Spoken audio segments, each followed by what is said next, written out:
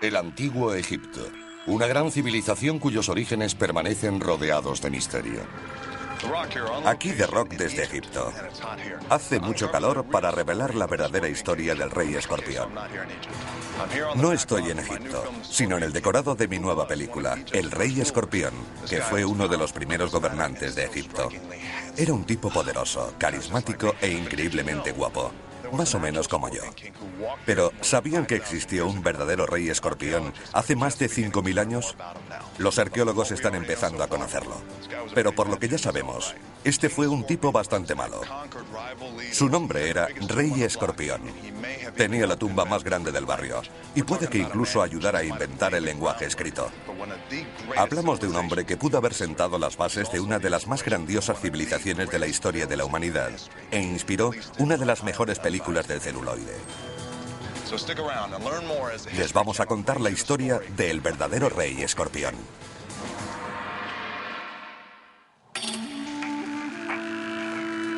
El verdadero Rey Escorpión. Primera parte. Egipto. El lugar de nacimiento de la civilización. Tierra de pirámides, momias, jeroglíficos, dioses con cabezas de animales y reyes poderosos. Los eruditos pensaban que sabían cómo había comenzado todo, pero estaban equivocados. Hoy los arqueólogos de todo el mundo viajan a los desiertos más desolados de Egipto, buscando pistas en la arena y enfrentándose a las criaturas más letales del mundo, intentando descubrir los orígenes de esta desconcertante tierra y la identidad de sus primeros faraones. Lo que están encontrando es toda una nueva dinastía y un misterioso rey desconocido. Su nombre inspiró una película de Hollywood, El Rey Escorpión. Pero las circunstancias de su vida son mucho más fascinantes que la ficción. El Rey Escorpión podría ser creador de la escritura, la religión, los ritos guerreros y edificios monumentales en una época que ni siquiera sabíamos que había existido. La búsqueda del verdadero Rey Escorpión es un viaje de 5.000 años al nacimiento de la civilización egipcia.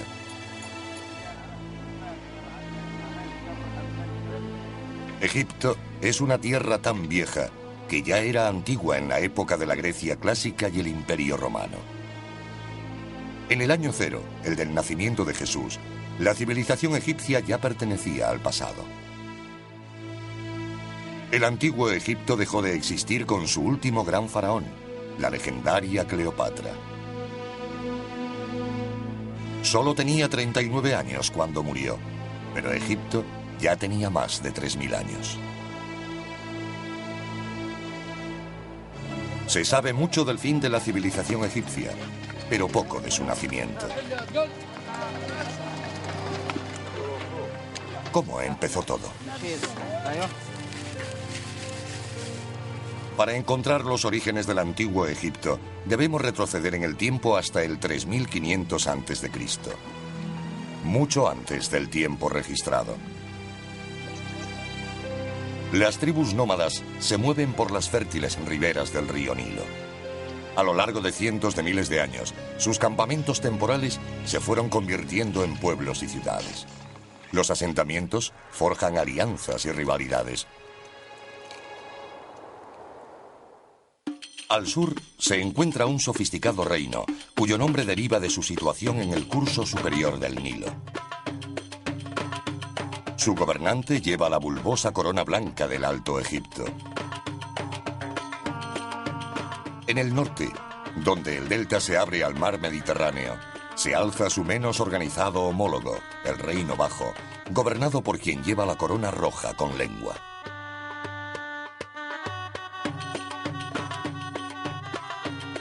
Egipto tal y como lo conocemos.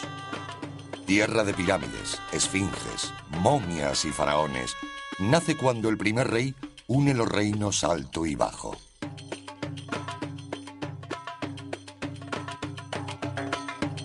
¿Pero quién es el primer rey de Egipto? Irónicamente, esa pregunta ya incordiaba a los antiguos egipcios.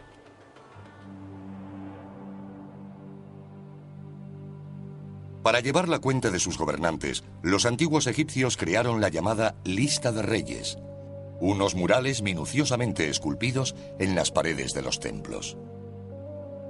Cada vez que un nuevo rey subía al trono, añadía su nombre a la lista, escribiéndolo dentro de un círculo llamado cartucho. Encima de cada nombre está el símbolo egipcio de la realeza, Horus, un halcón al que veneraban como un dios y que creían era el padre del primer rey humano de Egipto.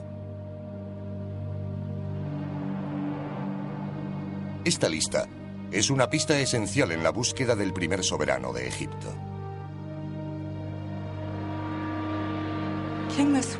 La lista de reyes era importante para los egipcios porque no tenían calendarios como los nuestros. Contaban el tiempo por el reinado de cada monarca, pero además la lista era importante porque el soberano necesitaba legitimar su reinado y si podía demostrar su ascendencia hasta el primerísimo rey Horus, aquello lo convertía en un gobernante poderoso.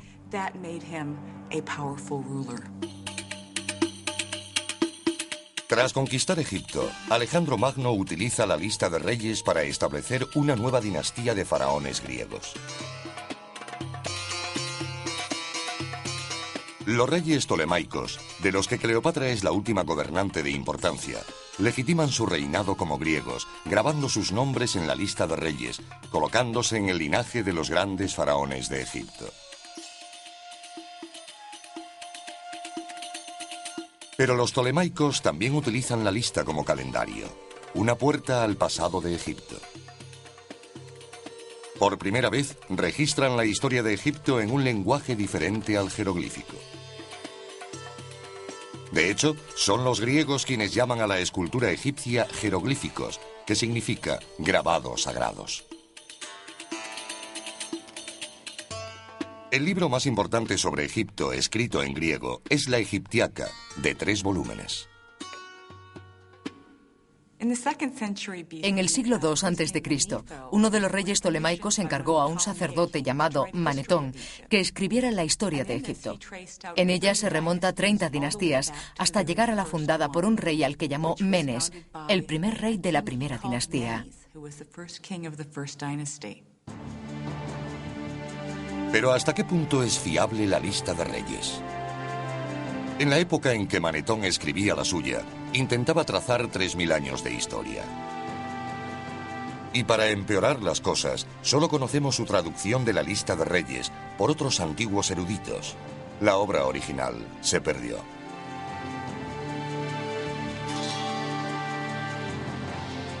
Con el auge de la cristiandad, en el siglo IV después de Cristo, la escritura sagrada egipcia fue prohibida como culto al diablo y pronto fue olvidada por completo. Durante más de 1000 años, la historia del antiguo Egipto y su primer rey fueron un misterio.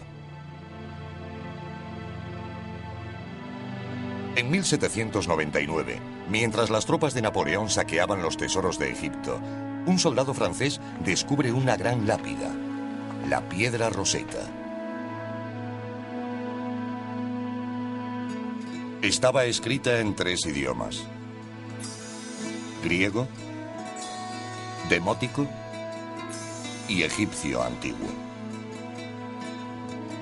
El soldado supo inmediatamente que había descubierto una pista importante para descifrar el misterioso pasado de Egipto. Napoleón mandó hacer copias que fueron enviadas a eruditos de todo el mundo. Comenzó así una carrera por descifrar el código. 23 años más tarde, utilizando una de las copias, Jean-François Champollion, un lingüista francés que sabía leer griego y demótico, descifra los jeroglíficos. Asombrosamente, decodifica la escritura sin poner un pie en Egipto. Pero hacer las copias no solo llevó a descifrar el olvidado sistema de escritura, también ha originado un descubrimiento sorprendente.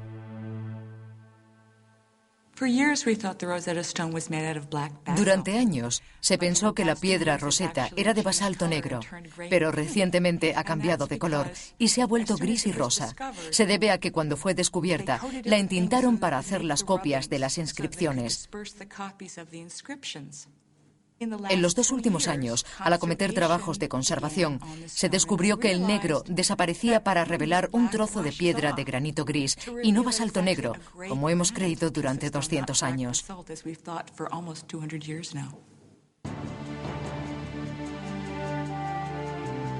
Negra o gris, la piedra Rosetta ha llevado a uno de los más importantes descubrimientos de todos los tiempos. La nueva capacidad para leer jeroglíficos abre todo un nuevo mundo al pasado. De repente, los estudiosos del siglo XIX y los buscadores de tesoros pueden leer las fuentes egipcias originales. Redescubren al rey Menes como el primer faraón de la primera dinastía. Pero pronto surge una nueva duda. En 1898, 2 jóvenes egiptólogos desentierran una placa votiva que literalmente reescribe la historia egipcia. Se trata de uno de los documentos más importantes del antiguo Egipto. Es llamada Paleta de Narmer, por la figura central, el rey Narmer. Pero hay un problema. Narmer no está en la lista de reyes. Sin embargo, el simbolismo de la paleta sugiere que Narmer podría haber sido el responsable de la unificación del Alto y Bajo Egipto. Esto le convertiría en el primer rey de la primera dinastía. En una cara, el rey Narmer lleva la corona emplumada del Bajo Egipto, mientras examina una fila de prisioneros decapitados. En la otra, lleva la redondeada corona del Alto Egipto y blande una maza sobre un cautivo arrodillado.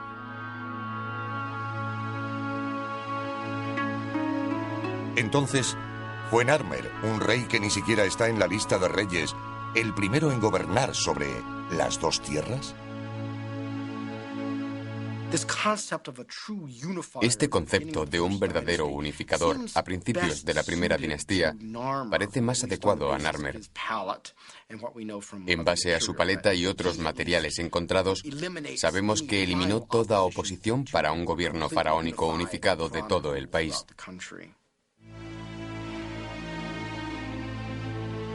El simbolismo de la paleta de Narmer fue suficiente para convencer a los primeros egiptólogos de que él, y no Menes, fue el fundador del Egipto faraónico. La paleta da pie a toda una serie de preguntas. ¿Está equivocada la lista de reyes? ¿Habían olvidado los egipcios que esculpieron la lista real sus propios orígenes? ¿Hay más reyes antes de la época de Narmer? Irónicamente, el objeto que podría contener las respuestas fue descubierto a la vez que la paleta, apenas a 9 metros.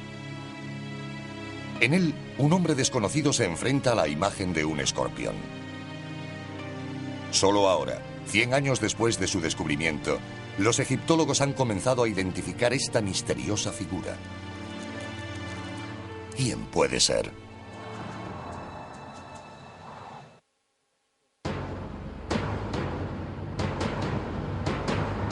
El misterioso objeto, con la imagen de un hombre y un escorpión, es la cabeza de una gran maza ritual.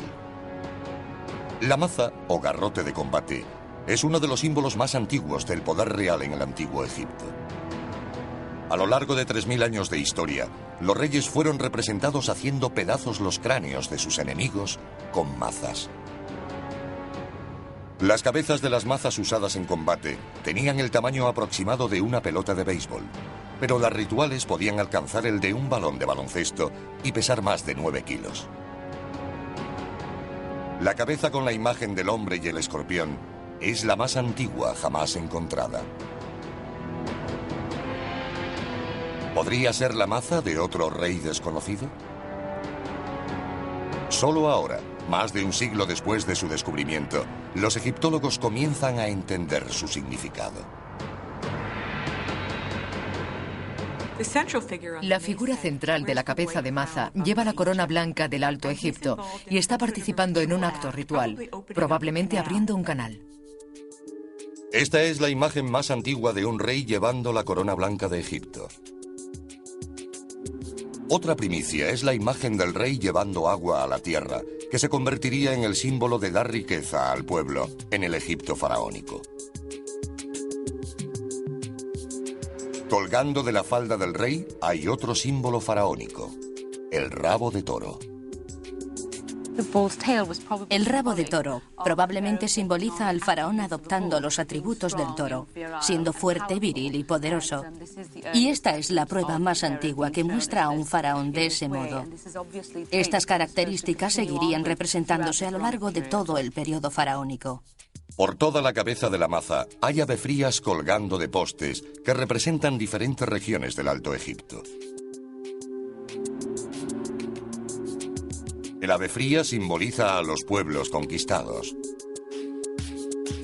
¿Quién es esta figura sagrada que conquista el Alto Egipto? Basándonos en la iconografía, el tamaño de la figura, lo que hace, la gente que lo rodea, pero sobre todo en su corona, sin duda es un rey del Alto Egipto. Pero la clave para descubrir su identidad está en las figuras que tiene ante él, el rosetón y el escorpión, que se leen como Rey Escorpión. ¿Quién es este Rey Escorpión? ¿Por qué, después de 5000 años, solo ahora comenzamos a saber algo de él? Al principio, algunos egiptólogos se negaban a creer que era real. Interpretaban el simbolismo como la prueba de un dios mítico. Después de todo, hay una tradición en la religión egipcia que se basa en combinar características de animales y humanos. Los dioses del antiguo Egipto frecuentemente son mostrados bien como animales, o mitad humanos y mitad animales. Quizás se deba a que en el panteón egipcio todos los dioses se tomaron del mundo natural. Cualquier cosa que vieran en la naturaleza contra la que necesitaran alguna protección, que utilizaran en su propio beneficio o que necesitasen explicar, la convertían en una divinidad después de algún tiempo. Representado como mitad hombre, mitad chacal, el dios Anubis reinaba en el inframundo presidiendo el arte de la momificación. El hipopótamo hembra adopta extremidades humanas para convertirse en Tauret, la diosa de la maternidad y el parto, protectora de mujeres y niños.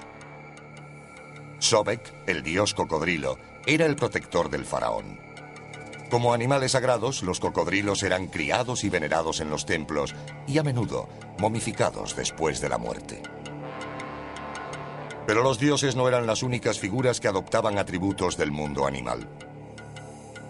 Los reyes también se identificaban con animales importantes. Uno de los símbolos más perdurables del antiguo Egipto, la esfinge, es un retrato del faraón con un poderoso león. A menudo en el mundo antiguo los animales eran asociados con personas porque tenían animales totémicos que eran como sus mascotas, o bien eran el símbolo del clan o de un individuo en particular. ¿Cuáles son las características de un escorpión? ¿Y por qué un dios o un rey de Egipto se identificaría con los poderes de esta criatura? Para averiguarlo, uno de los mejores expertos del mundo en insectos letales, el comandante Scott Stockwell, entomólogo del ejército de los Estados Unidos, se enfrentará a algunas de las criaturas más letales de la Tierra.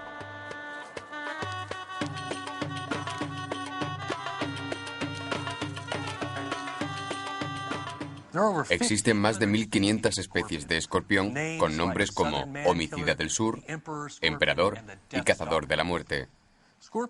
Fueron de los primeros seres vivos que colonizaron la Tierra.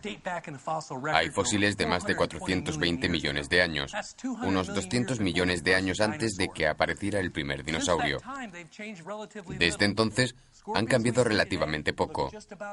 Los escorpiones que vemos hoy en día tienen más o menos el mismo aspecto que los de hace 420 millones de años. Los escorpiones pueden resistir cambios extremos de temperatura, desde los 46 grados centígrados hasta los 8 bajo cero. Sorprendentemente, incluso pueden quedar congelados en un bloque de hielo y revivir más tarde. Pueden aguantar 3 meses sin comida ni agua. Un producto químico en su piel les ayuda a retener la humedad bajo el intenso sol del desierto. Sin embargo, también tiene un extraño efecto secundario. Bajo una luz ultravioleta, el escorpión se vuelve fluorescente. Su principal método de defensa es un aguijón que inyecta una potente mezcla de venenos a cualquier atacante potencial.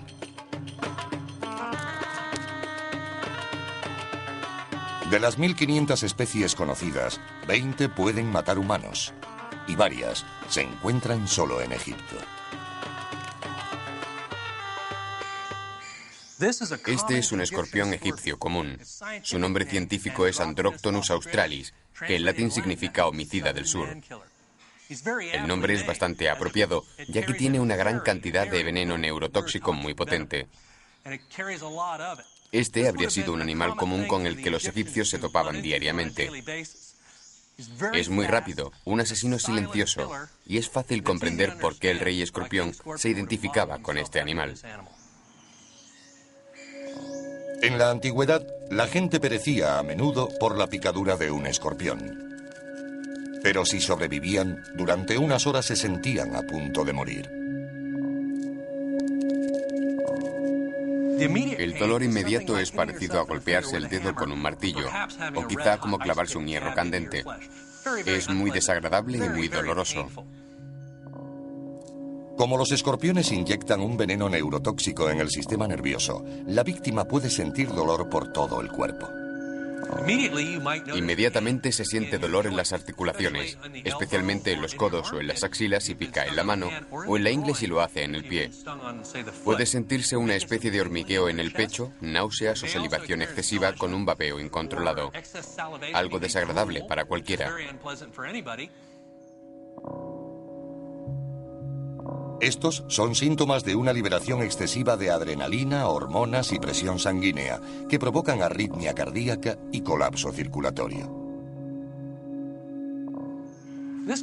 Puede provocar que los pulmones se llenen de fluidos. En cualquier caso, el problema con el corazón o el encharcamiento de los pulmones puede causar la muerte, y así sucumbía la mayoría. Afortunadamente, hoy podemos llegar a un hospital y recibir un tratamiento para las picaduras de escorpión, así que no suelen verse muertes como las de antes. Pero sin duda en la antigüedad la picadura del escorpión era una sentencia de muerte. Su mortífero aguijón, la velocidad de su ataque y su capacidad para sobrevivir en condiciones extremas son las características naturales del escorpión. Basándonos en la antigua tradición egipcia de combinar animales y hombres, el rey escorpión fácilmente podría ser un dios mitológico o un rey real. ¿Qué fue en realidad? ¿Una deidad egipcia o un hombre de carne y hueso? Una forma de demostrar que fue real es encontrar su tumba. Pero en el vasto desierto egipcio, ¿por dónde se empieza a buscar un enterramiento de hace 5000 años que quizá ni siquiera exista?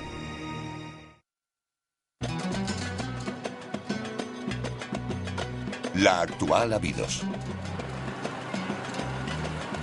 Situado a 480 kilómetros al sur del Cairo, la mayoría de turistas nunca esperarían que este remoto pueblo fuese una vez la ciudad más importante del antiguo Egipto.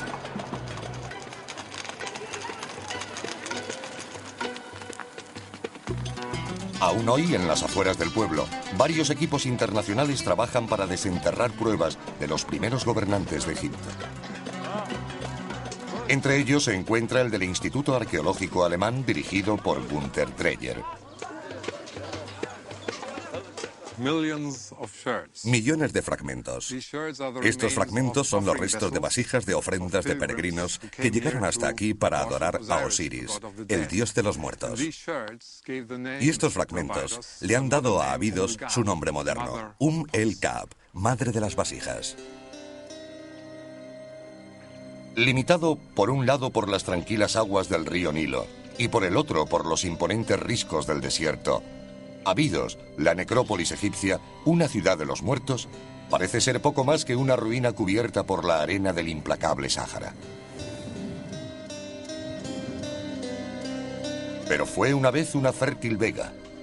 Y hoy los egiptólogos descubren rastros de ocupación humana que se remontan a más de 4000 años antes de Cristo.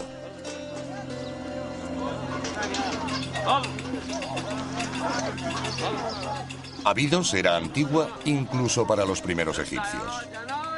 Ya en el 2000 a.C., lejanos antepasados de estos trabajadores llevaban a cabo algunas de las primeras excavaciones arqueológicas de la historia. Igual que hoy, los antiguos egipcios tamizaron la arena en busca de pruebas de los reyes fundadores y los restos de dioses ancestrales.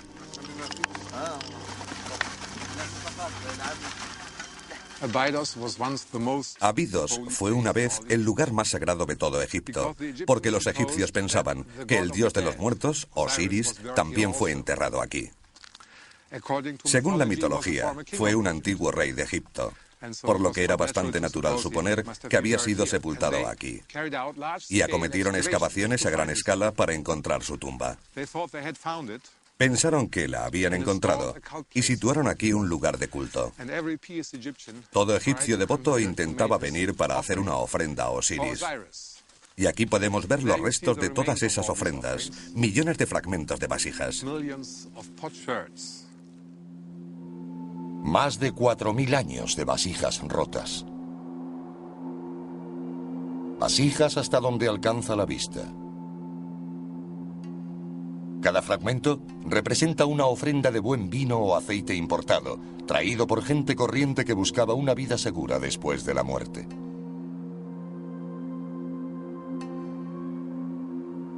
Las vasijas rotas descansan sobre los restos de un elaborado conjunto de templos, reclamados hace mucho tiempo por las arenas del desierto. Sin embargo, un monumento principal se alza sobre el desolado paisaje. Un templo dedicado a Osiris, el dios del inframundo y padre del primer rey mitológico de Egipto, Horus, el halcón.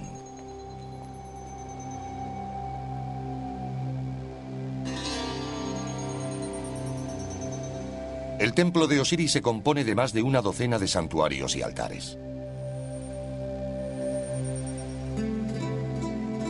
Los murales, algunos de los mejores de todo Egipto, celebran la relación de los reyes terrenales con los fundadores mitológicos.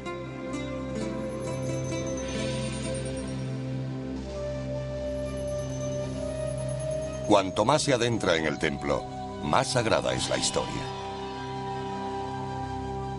En lo más profundo hay un mural que representa una de las leyendas más sacrosantas de la religión egipcia. Una historia que nos da una pista importante para descubrir a los primeros reyes. Aquí, en el santuario interior del templo, se encuentra el mito de Osiris e Isis y su hijo, Horus.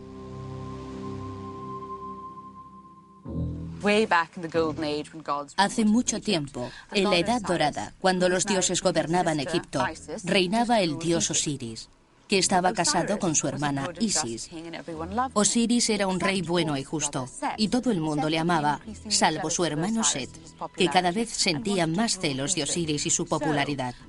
Él quería gobernar Egipto, así que tramó un plan para ocupar su lugar.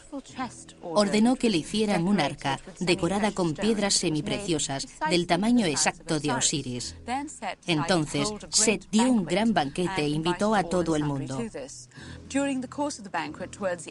En su transcurso, cuando todo el mundo estaba muy alegre, Set dijo que quería que probaran el arca. Quien cupiera se quedaría con ella, algo parecido al cuento de Cenicienta. Mucha gente lo intentó y nadie cupo, hasta que finalmente entró Osiris, que por supuesto cabía perfectamente. En ese momento Set y sus secuaces cerraron la tapa del arca y arrojaron el cuerpo de Osiris al Nilo. Isis sufría tanto que decidió hacer algo. Recorrió todo Egipto y reunió los pedazos de Osiris. Tuvo mucho éxito, pero perdió un órgano vital.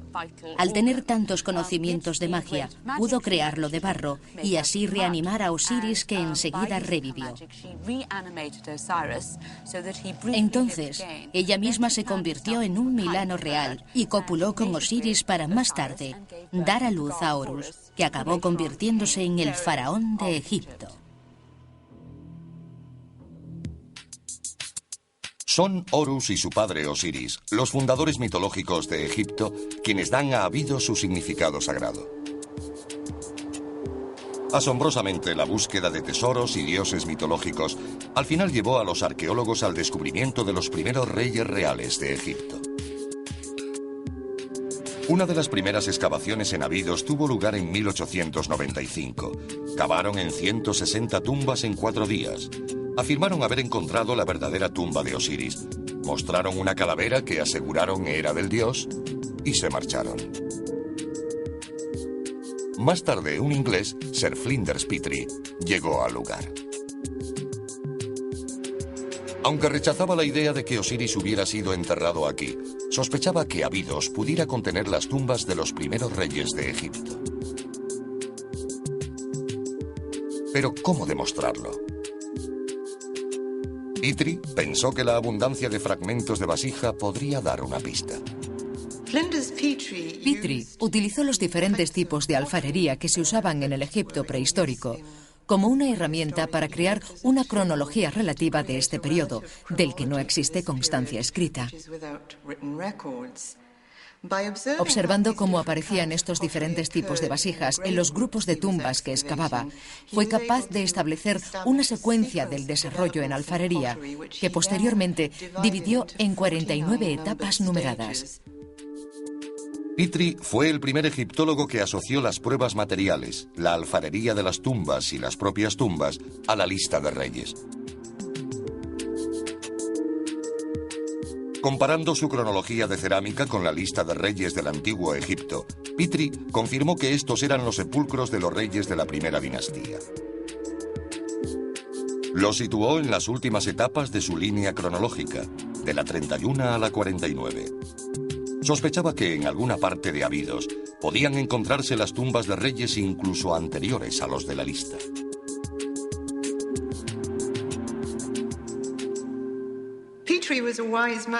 Petrie era un hombre inteligente. Se dio cuenta de que probablemente se harían futuras investigaciones en la prehistoria egipcia, así que dejó las etapas del 1 al 30 en blanco para posteriores estudios que nos revelarían datos sobre periodos anteriores de la prehistoria de Egipto. Aquí, en una zona de Abidos, previamente pasada por alto, Gunther Dreyer recoge literalmente los pedazos de donde Petrie los dejó. Busca esas primeras tumbas de reyes anteriores a la primera dinastía, las tumbas de la dinastía Cero.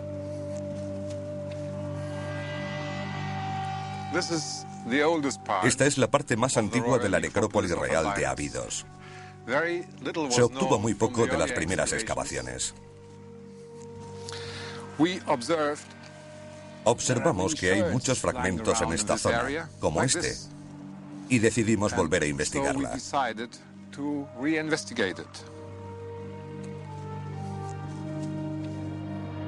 Mientras examinan el paisaje lleno de fragmentos de vasijas, descubren depresiones en el suelo que a menudo indican la existencia de tumbas subterráneas. Basándose en el número de tumbas y sus tamaños, el equipo anticipa un descubrimiento significativo. Pero, ¿dónde comenzar a excavar? Empezamos por aquí y nos encontramos con una tumba muy grande, que no era mencionada en los viejos informes.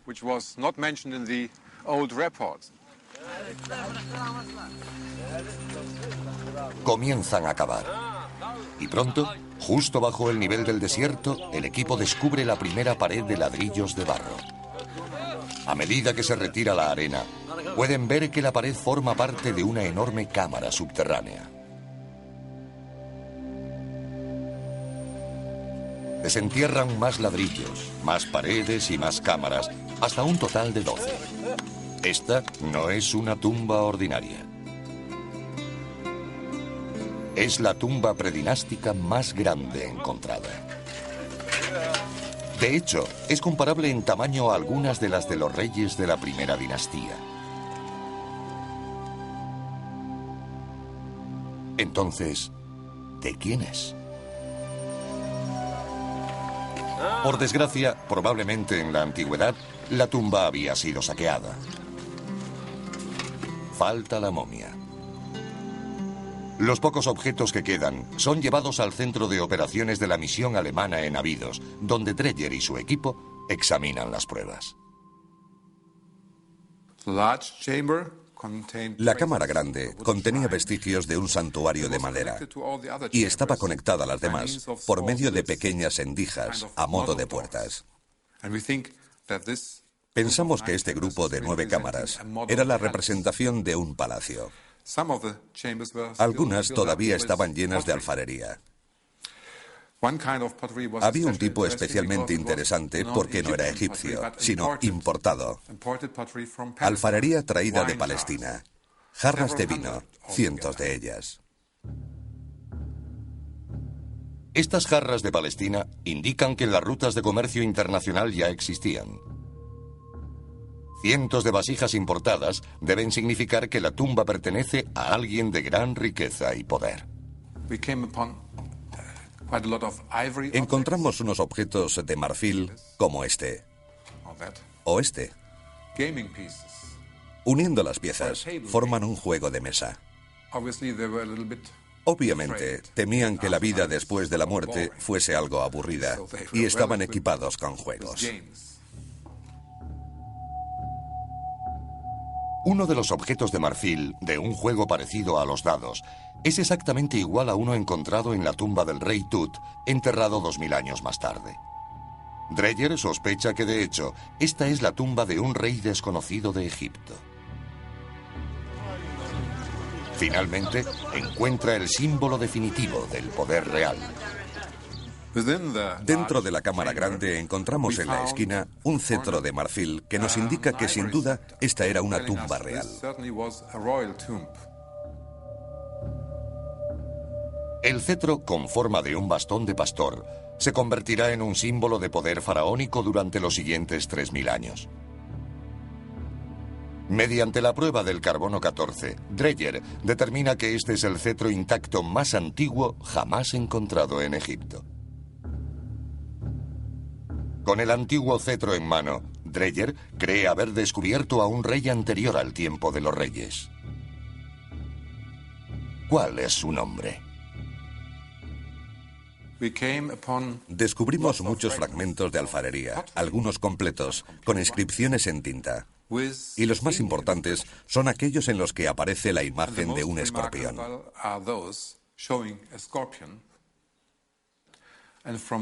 A partir de estas inscripciones, pudimos concluir que esta tumba perteneció a un gobernante con el nombre de Escorpión. Es real. Hay un rey escorpión. Ningún dios mitológico tiene una tumba terrenal. El descubrimiento de la tumba del rey escorpión es una prueba irrefutable de que él gobernó el Alto Egipto como rey hace más de 5000 años.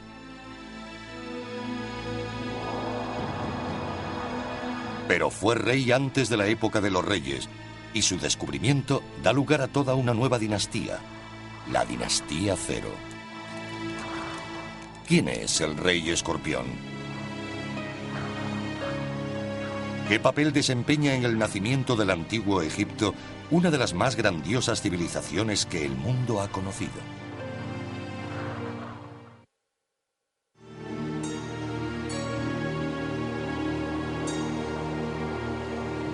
Las características de la tumba del rey escorpión sientan las bases para los enterramientos de todos los faraones durante el resto de la historia egipcia.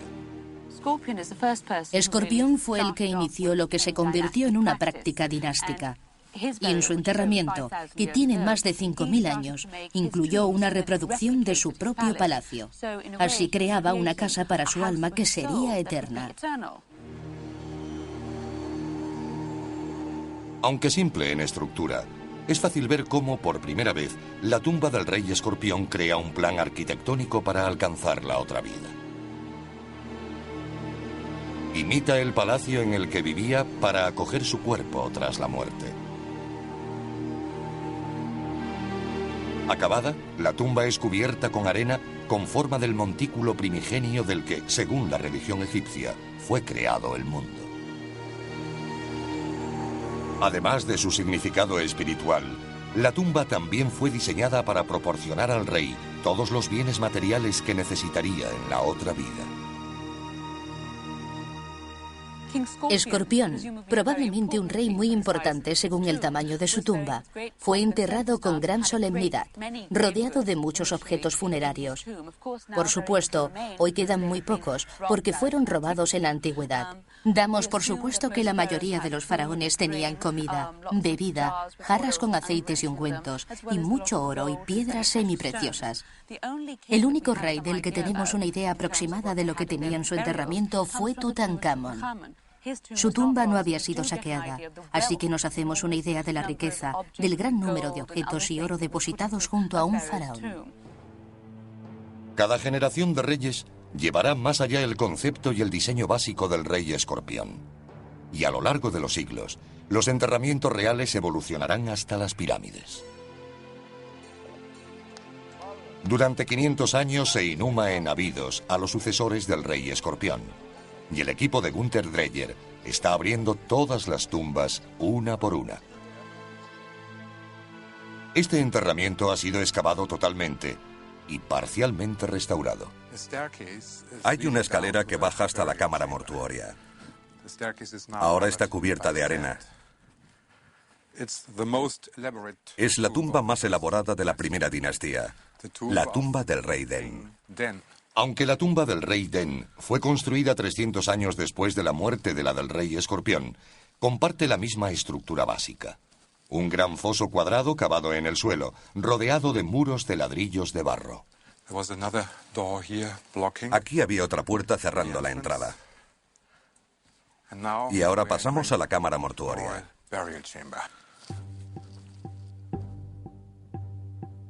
La cámara estuvo solada con grandes losas de granito rojo y negro. En el centro había un enorme santuario de madera que ocupaba casi toda la cámara. Alrededor había ofrendas parecidas a las encontradas en la tumba del rey escorpión. En principio, esta cámara mortuoria es igual a la de Escorpión. Un gran foso revestido de ladrillo. Pero aquí tiene un espesor de 4 metros. El techo se construyó con grandes vigas de madera de cedro, probablemente importadas del Líbano.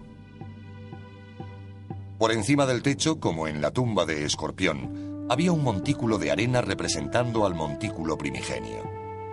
Pero este estaba recubierto de ladrillos de barro, creando una plataforma larga y baja con forma de banco, conocido como mastaba, la palabra árabe para banco. 500 años después de Escorpión, el faraón de la segunda dinastía, Khase-Khemui, construiría la más grande y última tumba de Abidos. Pero Khase-Khemui añade una importante innovación al montículo de Escorpión. Construye una mastaba en piedra. En principio, es lo mismo. Un foso revestido de ladrillo. Pero aquí, por primera vez, la cámara mortuoria real está construida entera en piedra. Khase-Khemui agrega algo más que simplemente tamaño y piedra a la arquitectura de Escorpión para la otra vida. Un componente completamente nuevo. A menos de 1 kilómetro de su tumba, hay otra estructura monumental funeraria construida por Khase-Khemui. Cuando los egiptólogos la descubrieron, no estaban seguros de qué era. Algunos pensaron que era una fortaleza. Otros que podría ser el almacén construido por José, según la Biblia.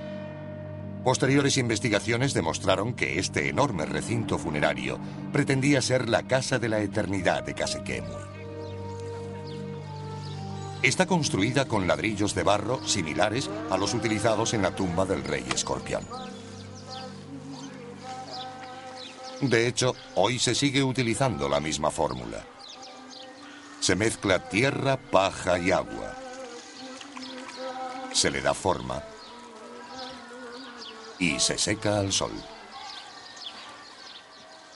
Los trabajadores de Khase-Khemui hicieron millones de ladrillos de barro y los transportaron a 1,5 kilómetros para construir las paredes del recinto, de 10 metros de altura y 5 de grosor. Hoy, el recinto funerario de Khase-Khemui es la estructura de ladrillo de barro más grande del mundo.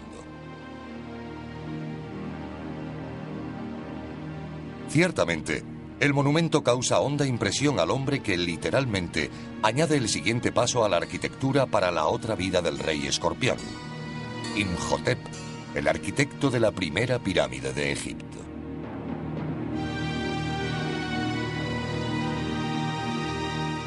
Imhotep diseña para su faraón un complejo mortuorio que combina el cercado funerario de Khase-Khemui con la mastaba. Pero Imhotep da 2 pasos más.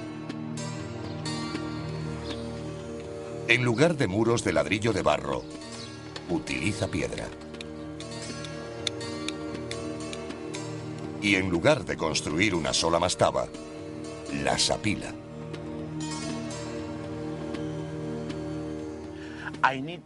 Quiero que todo el mundo mire esta piedra y piense en ella. Esta es la primera piedra utilizada en cualquier construcción de la historia. Esta es la pirámide escalonada.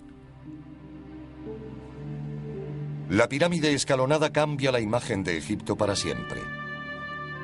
Ayudados por 5.000 años de erosión, los arqueólogos han descubierto cómo evoluciona la pirámide escalonada desde la sencilla tumba del rey escorpión.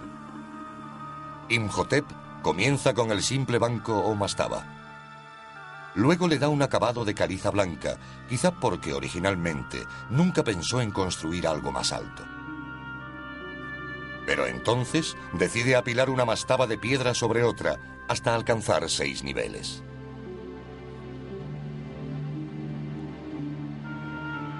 Una vez completada, la pirámide escalonada se convierte en el edificio más grande del mundo. En el corazón de esta colosal estructura está la misma creencia que inspiró la tumba del rey escorpión.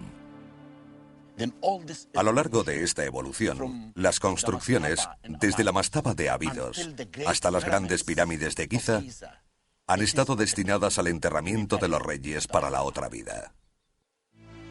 En 100 años, la pirámide escalonada evolucionará hasta la verdadera pirámide.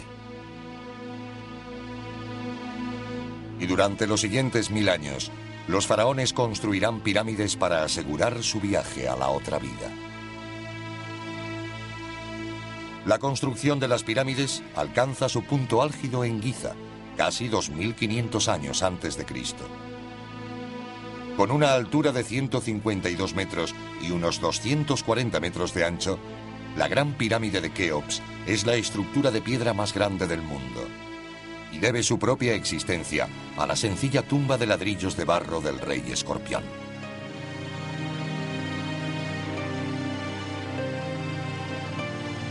Pero la arquitectura del rey escorpión para la otra vida no fue su única contribución a la grandeza de Egipto. Un descubrimiento en el suelo de su cámara mortuoria podría ser aún más monumental que las grandiosas pirámides.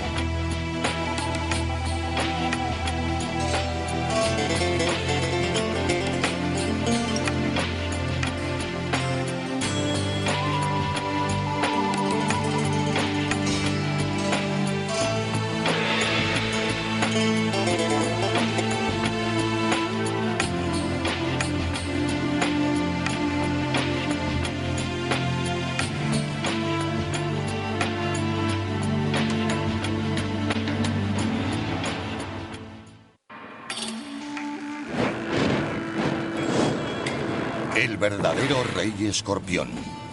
Segunda parte.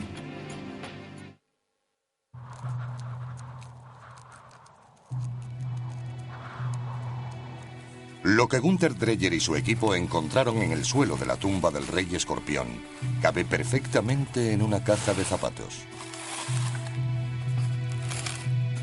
Aunque pequeño en tamaño, su significado es monumental.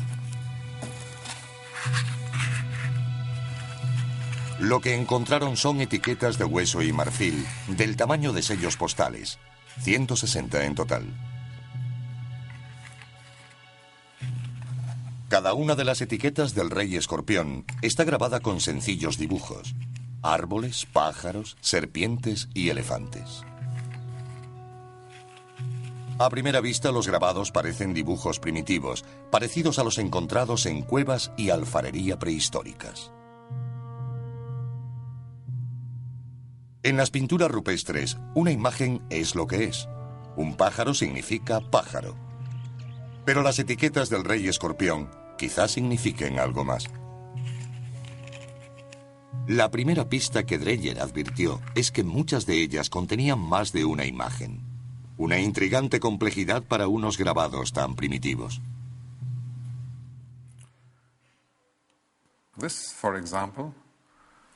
Esto, por ejemplo, muestra a un elefante en las montañas y un árbol. Esta muestra un árbol y un animal parecido a un perro o un chacal. Primero, Dreyer trató de interpretar las etiquetas como grupos de dibujos, pero no les encontró sentido. Entonces se preguntó: ¿y si estos grabados no son simplemente dibujos, sino más bien símbolos? Si así fuera, las etiquetas del rey escorpión serían la escritura más antigua del mundo. A primera vista, no sabíamos para qué fueron hechas, pero algunos de los signos nos recordaban a los jeroglíficos. Los estudiamos con más cuidado, intentando averiguar si se trataba de escritura o no. Dreyer comenzó su investigación fechando las etiquetas mediante el proceso del carbono 14. Pero los resultados no fueron los que esperaba. Las etiquetas del rey escorpión databan en torno al 3250 a.C., más de 200 años antes del nacimiento estimado de la escritura. Se cree que surgió alrededor del 3000 a.C. en Mesopotamia, en el actual Irak. Conocida como cuneiforme, esta caligrafía con forma de cuña fue creada presionando varillas o cañas en arcilla fresca. Las pruebas sugieren que el alfabeto cuneiforme evolucionó a partir de un sencillo sistema de numeración. Los estudiosos han creído durante mucho tiempo que los mesopotámicos introdujeron su sistema de escritura en Egipto a través del comercio. Así, a principios de la primera dinastía, alrededor del 3000 a.C., los egipcios transformaron la escritura mesopotámica en jeroglíficos. Pero si las sospechas de Dreyer sobre las etiquetas del rey escorpión son correctas, desmiente completamente la teoría actualizada aceptada sobre los orígenes de la escritura. Significaría que la escritura egipcia se creó de forma independiente de la de Mesopotamia. El descubrimiento implicaría que esa escritura, quizá el invento más importante del mundo, se originó antes en Egipto. Pero, ¿cómo probarlo? Para considerarlo un verdadero sistema de escritura, cada dibujo debe significar más de lo que representa.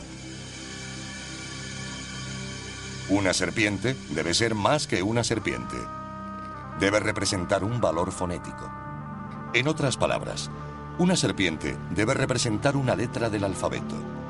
Usando jeroglíficos egipcios como guía, Dreyer intenta leer las etiquetas de escorpión fonéticamente.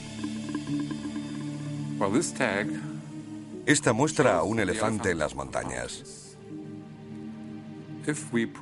Si empleamos el valor fonético de jeroglíficos similares, el elefante se leería como Ab y las montañas como Yu. Juntos serían Ab-Yu, que es el nombre de Abidos.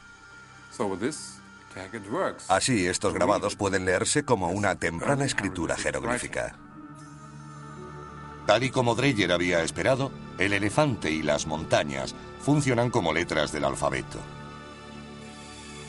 Juntas, forman sílabas para deletrear el nombre de la antigua ciudad de Abidos. Pero, ¿funcionará con otras etiquetas? Seguimos probando y aquí tenemos una etiqueta en la que aparece una serpiente sobre montañas.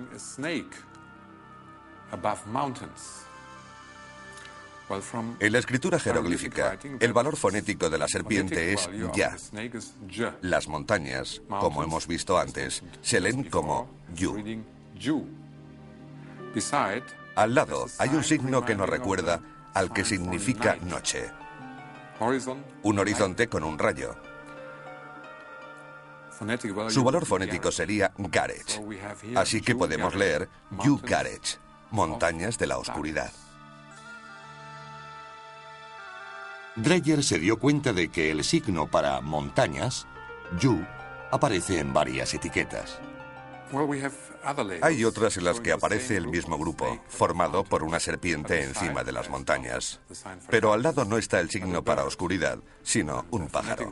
El valor fonético de este pájaro es Yag, que significa luz del sol, por lo que en conjunto se leerían montañas de la luz del sol. Montañas de la oscuridad y montañas de la luz. Eso es lo que significan fonéticamente. ¿Pero qué significa? Dreyer solo tuvo que observar el paisaje alrededor de la excavación para averiguarlo. En el Alto Egipto, el sol sale por el este, sobre las montañas, y se pone por el oeste, sobre las montañas, o tras ellas. Las etiquetas se refieren a las montañas del este y del oeste, dos regiones distintas del Alto Egipto.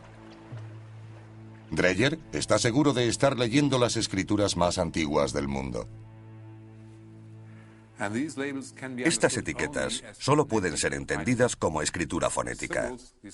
Como símbolos, estos signos no tendrían ningún sentido. Leyendo las etiquetas del rey escorpión, Gunther Dreyer reescribe literalmente la historia.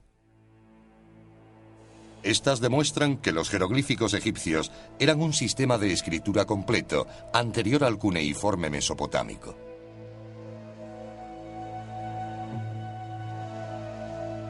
Pero hay otro aspecto intrigante sobre el nacimiento de la escritura en Egipto. La falta de pruebas de un sistema de escritura anterior, más primitivo, sugiere que no fue una evolución.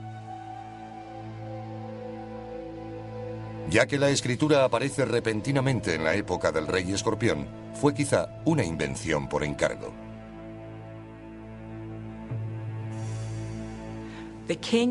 El rey de la época se dio cuenta de que necesitaba un sistema de escritura para los tributos y otras materias.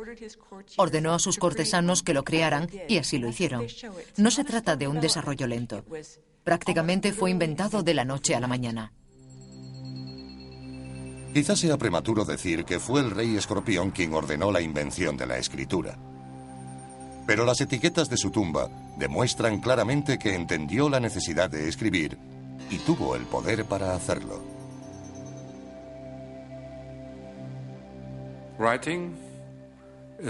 La escritura es una invención muy importante porque transmite información.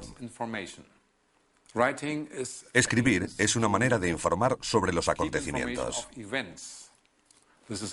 Se trata de un desarrollo tardío, pero supone el paso de la prehistoria a la historia. ¿Tendría la historia en mente el rey escorpión si de hecho fue él quien ordenó la invención de la escritura? Quizás no lo sabremos nunca, pero la lectura de las etiquetas y su contexto arqueológico facilitan una pista de su utilización. Dreyer encontró las etiquetas en el suelo de la tumba y debido a que muchas de ellas tienen pequeños agujeros, cree que estaban fijadas a cajas de madera, piezas de lino y jarras de aceite, entregadas como pago al rey por las ciudades que gobernaba. Las etiquetas son básicamente recibos de impuestos pagados. ¿Qué es lo más importante de gobernar? Cobrar impuestos. Uno tiene que controlar quién ha pagado, quién ha enviado qué.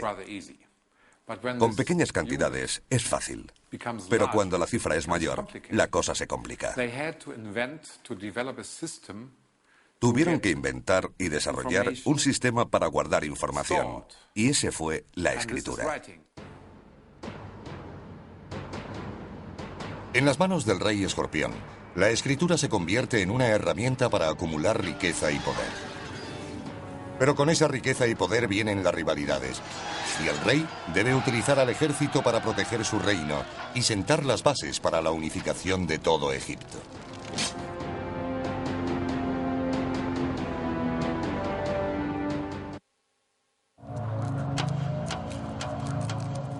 ¿Cómo conquistó el rey escorpión el Alto Egipto?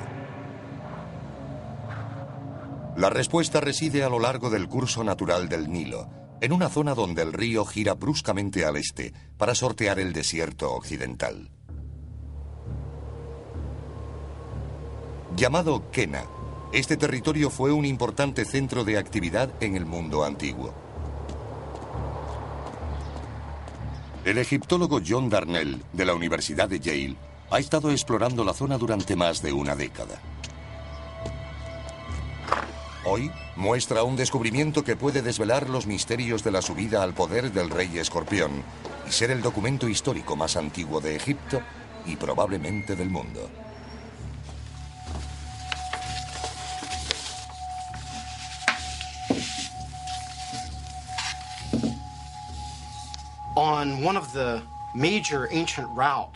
En una de las principales rutas antiguas de comunicación de Kena con el desierto occidental, en una posición bastante estratégica, un paso entre Abidos al norte y Hieracómpolis al sur, hicimos un descubrimiento bastante importante en un lugar al que llamamos Jebel Yauti, una inscripción protodinástica que llamamos el retablo de Escorpión.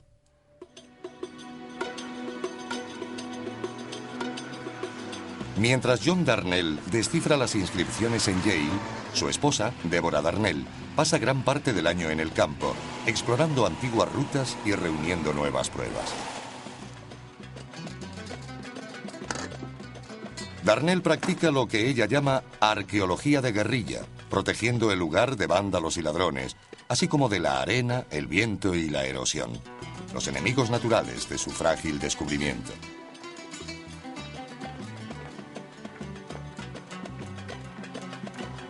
Hoy regresa para buscar más información del retablo de Escorpión.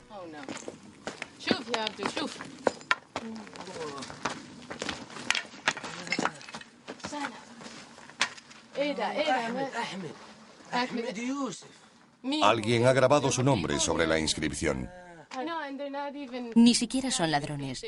Solo han puesto sus nombres en el mejor sitio, que es donde Horus Escorpión escribió el suyo. No sabían que se trata de un lugar antiguo. Simplemente escribieron sus nombres como ha hecho todo el mundo durante 5.000 años. Los Darnell toman muchas precauciones para proteger el emplazamiento y para preservar su descubrimiento lo han fotografiado y dibujado al completo.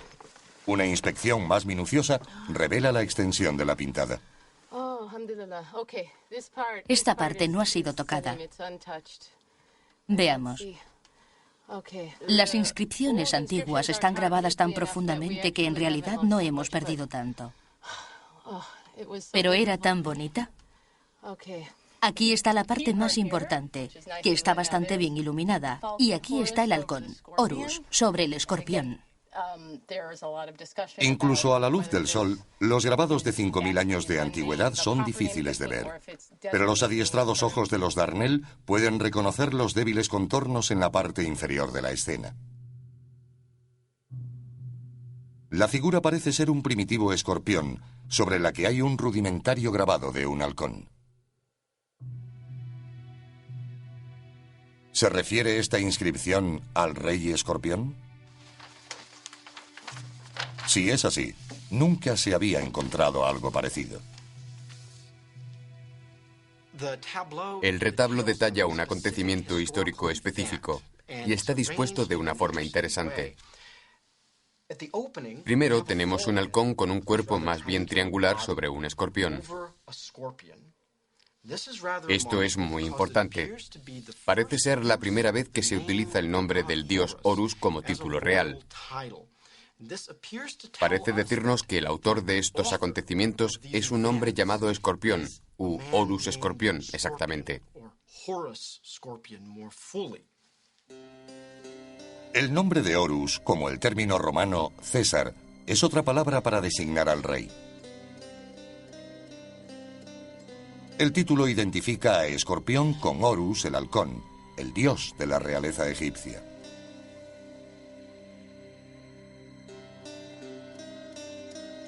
Los soberanos posteriores tendrían hasta 5 nombres reales que simbolizaban sus muchos poderes.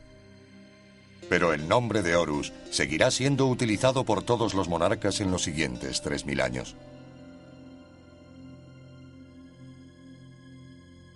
Notablemente, el rey Escorpión es el primero en la historia egipcia que usa el título de Horus. Trabajando en la inscripción, Darnell busca más pistas sobre el rey Escorpión. Participa en una procesión. Lo sabemos porque hay un emblema aquí que indica que se trata de una procesión religiosa. Aparece un hombre vestido con una prenda envolvente, quien probablemente es una especie de oficiante con un largo bastón. Esta misma figura religiosa, una especie de sacerdote, puede ser encontrada en muchos objetos importantes de la historia del antiguo Egipto, incluyendo la paleta de Narmer. Siguiendo al sacerdote, hay otra escena familiar. Es seguido por 2 grupos independientes, que son casi tan importantes como su primer uso del título de Horus. Porque lo que vemos es a un prisionero atado con el pelo alborotado detrás de él, maniatado como un pájaro, sujeto por una cuerda que sostiene esta gran figura de aquí, en el extremo izquierdo del retablo. Este hombre sostiene con la otra mano lo que parece ser una maza. Una maza con cabeza de pera que blande sobre la cabeza del prisionero atado.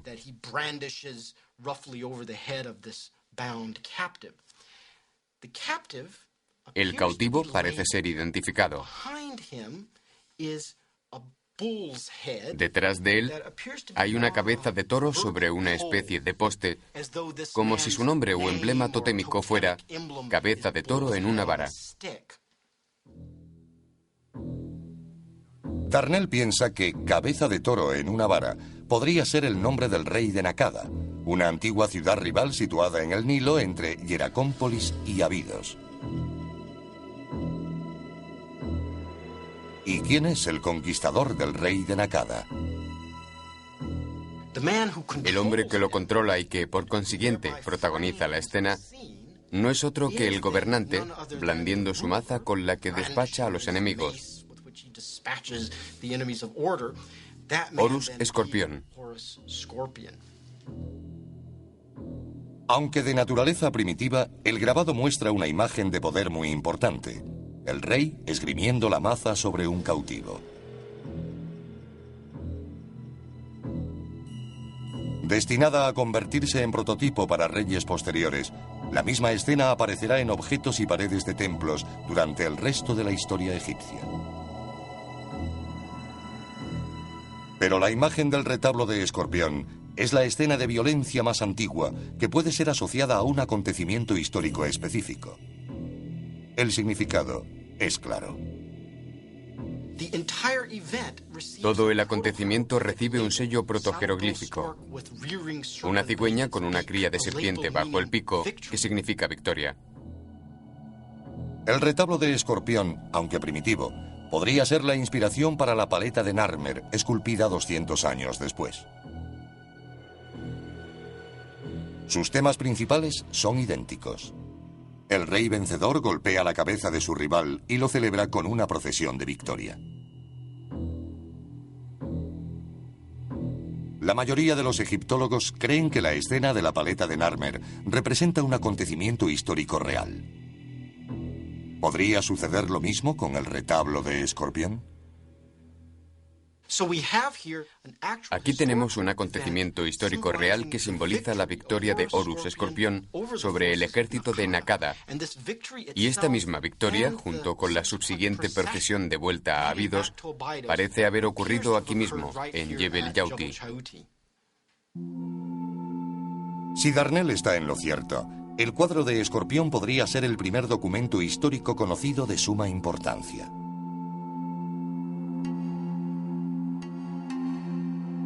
Pero ¿cómo podemos estar seguros de que estos acontecimientos ocurrieron realmente? La geografía de Jebel Yauti nos da algunas pistas, y el lugar donde pudo haber nacido el rey Escorpión proporciona otras.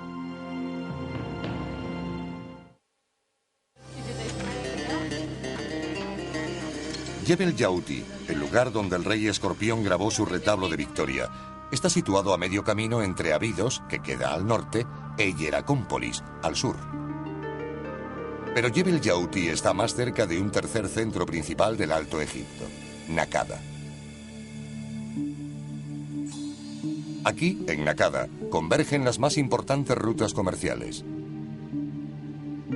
Quien las controle, tutela la riqueza del Alto Egipto. Existen pruebas de que Hieracómpolis y Abidos podrían haber sido aliadas, o al menos compartían costumbres y creencias. Ambas tenían por dios protector a Horus, el halcón. De hecho, Hieracómpolis quiere decir ciudad del halcón en griego. Pero Hieracómpolis y Abidos quizá compartieran también al rey Escorpión. Aunque es enterrado en Abidos, pudo haber llegado de Hieracómpolis. En su apogeo, alrededor del 3500 a.C., Hieracómpolis fue la ciudad más grande de Egipto, la mayor a lo largo del Nilo. Tenía todo lo necesario para ser una gran ciudad: casas, zonas administrativas, zonas industriales, vertederos de basura, cementerios, tenía de todo. Y este tipo de complejidad nos sugiere que debió existir un gobierno central muy fuerte en la ciudad. De hecho, sabemos que había muchos habitantes ricos aquí. Quizá fueran las familias de los reyes.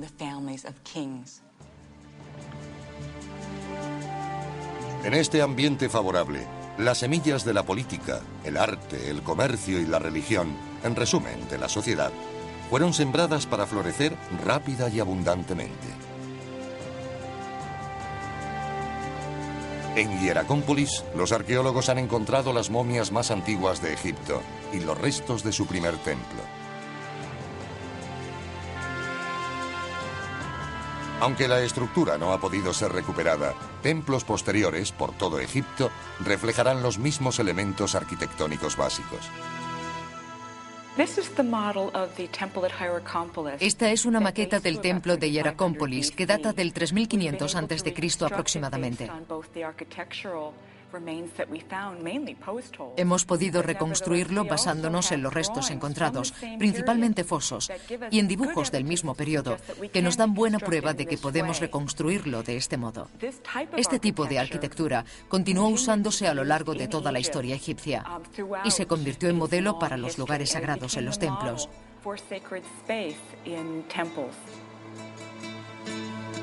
Fue aquí, en este templo, donde los arqueólogos descubrieron la paleta de Narmer y la cabeza de maza de Escorpión. ¿Es posible que el rey hiciera ofrendas aquí? Este templo de Hieracómpolis ciertamente es un lugar donde el rey Escorpión podría haber venido a rendir culto a su dios Horus para asegurarse un reinado próspero. Más allá del templo, hay más pruebas de la ciudad del halcón que sugieren que el rey Escorpión nació aquí. Tenemos muchas imágenes de halcones de los almacenes de los templos y también tenemos escorpiones. De hecho, es el único sitio donde se han encontrado modelos tridimensionales e imágenes grabadas en cuencos. El motivo no está del todo claro, pero creo que es debido a que la diosa de la ciudad, que tenía forma de escorpión, podría haber sido la esposa de Horus de Hieracómpolis. El rey Escorpión, tomando ese nombre, habría adquirido una imagen muy poderosa, lo cual nos lleva a creer que probablemente nació en Hieracómpolis. ¿Pero vivió el rey escorpión realmente en Hieracómpolis? Hasta ahora no se ha encontrado ninguna prueba concluyente. Lo que se han encontrado son los restos de un palacio real. Hasta ahora, los arqueólogos confiaban en las tumbas o palacios para la otra vida, para hacerse una idea de dónde vivían los reyes.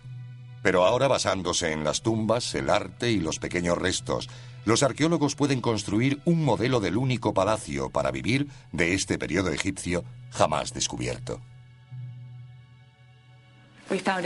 Encontramos pruebas de esta maravillosa arquitectura de ladrillo que llevan a esta elaborada puerta.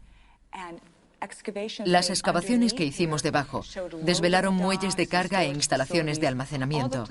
Todos los lugares donde el rey pudo haber almacenado sus excedentes y sus impuestos. Desde un lugar como este, si acaso no es el mismo, habría gobernado el rey escorpión.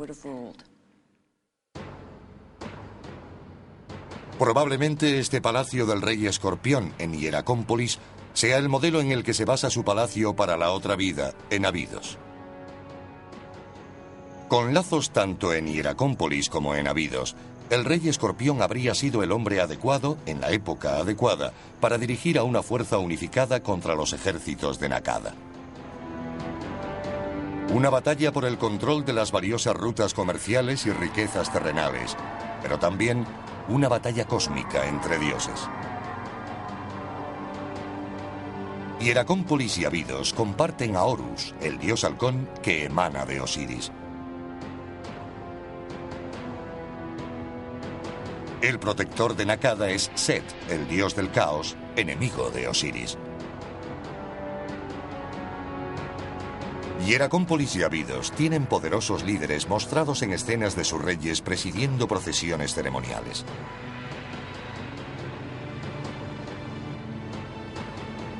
Pero la gente de Nakada, en antiguo arte rupestre, es representada como cazadores y guerreros salvajes y emplumados. Lo que se produce es un enfrentamiento clásico entre las fuerzas del orden y las del caos.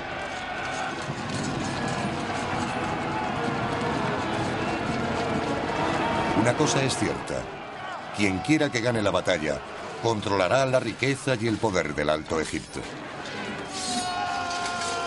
Año 3250 a.C. Es el rey escorpión quien da un paso adelante con una estrategia para derrotar a Nakada.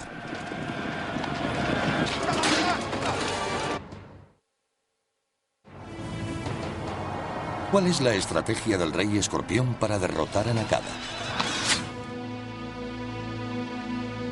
Basándose en la geografía de Jebel Yauti, un remoto puesto avanzado en el desierto, y en el hecho de que el retablo esté situado aquí, John Darnell cree que Escorpión lanzó un ataque sorpresa que comenzó exactamente en Jebel Yauti.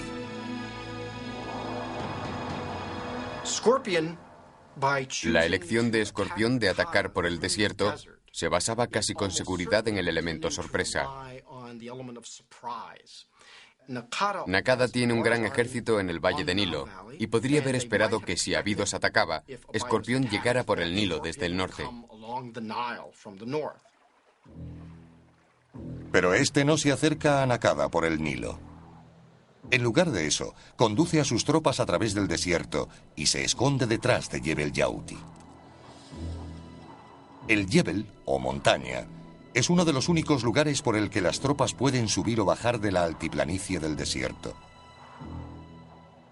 Este paso en el desierto es conocido como la Puerta Estrecha.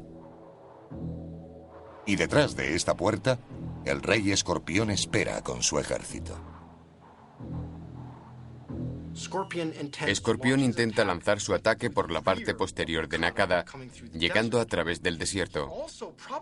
Probablemente también sabe que Nakada tiene un importante puesto avanzado en el desierto, al oeste de la propia ciudad.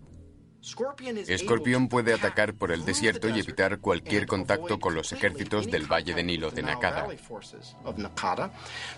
Escogiendo la ruta de Jebel Yauti, también puede bajar desde el desierto al sur del puesto avanzado de Nakada. Entonces, dirigiéndose rápidamente hacia el norte, un pequeño ejército de Escorpión procedente de Abidos Aislaría a las fuerzas de Nakada en el Nilo de las del puesto avanzado en el desierto, logrando por consiguiente una victoria rápida y relativamente incruenta sobre Nakada. La conquista de Nakada es una ocasión trascendental. Sería la primera vez que todo el Alto Egipto estuviera gobernado por un solo rey. Para festejarlo, Escorpión desfila con el capturado gobernante de Nakada, de regreso a Abidos, y celebra la ocasión ordenando grabar el retablo. Con él, el rey Escorpión también podría haber inventado la historia.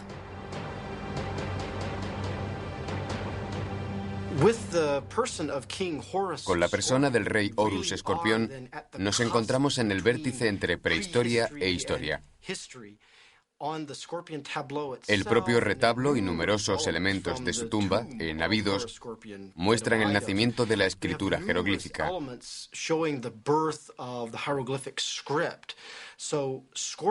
Escorpión surge no solo como el unificador del sur, sino como una de las primeras figuras de la historia egipcia y mundial, sobre quien podemos decir que sabemos algo de lo que hizo, dónde, por qué, y quizás incluso el cómo.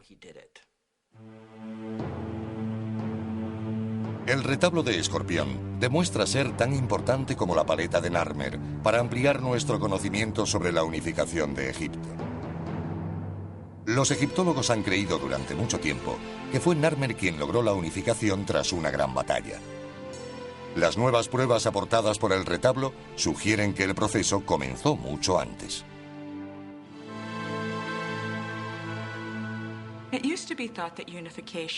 Solía pensarse en la unificación como un acontecimiento único. Simplemente fue una gran guerra y al final el vencedor se convirtió en rey del Alto y Bajo Egipto. Hoy en día está claro que la unificación fue un proceso largo y elaborado que implicó muchos combates, pero también diplomacia, comercio, transferencias tecnológicas, etc.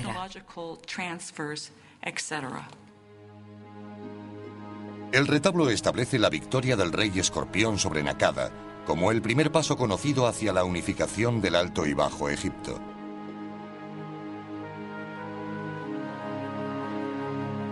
Y en muchos sentidos, la consolidación del Alto Egipto pudiera ser el acontecimiento crucial para la creación final de un Egipto unificado, faraónico.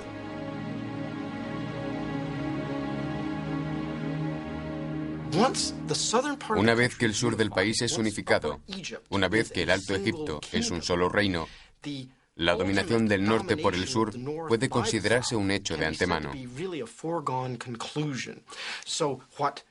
Lo que Escorpión representa aquí, en versión anterior a la paleta de Narmer, es el precursor necesario de lo que se convertirá en la conclusión final e inevitable. El triunfo de Narmer sobre la última resistencia en el norte.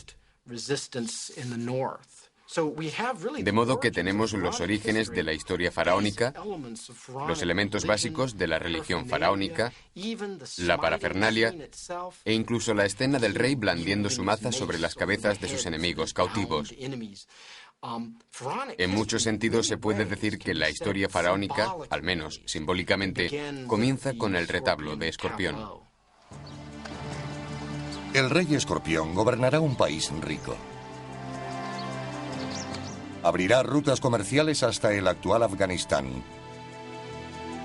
Desarrolla la escritura para controlar sus riquezas y el arte para celebrar su poder y el de sus dioses. Construirá palacios y templos y tumbas para la otra vida. Y como se representa en la cabeza de maza, llevará agua a la tierra y riqueza a su pueblo.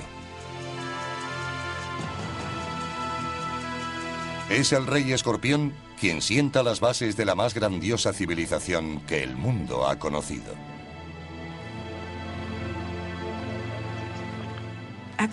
En la época del rey Escorpión ya estaban presentes todos los elementos básicos de la civilización egipcia.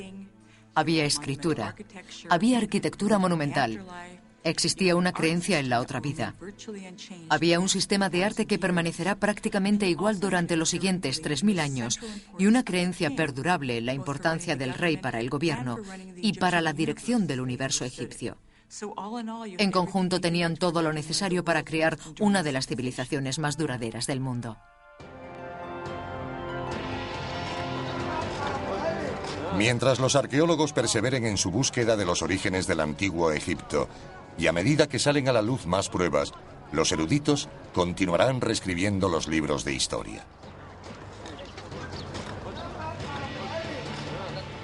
Quizá al final, la persona reconocida como uno de los fundadores del antiguo Egipto sea el Rey Escorpión.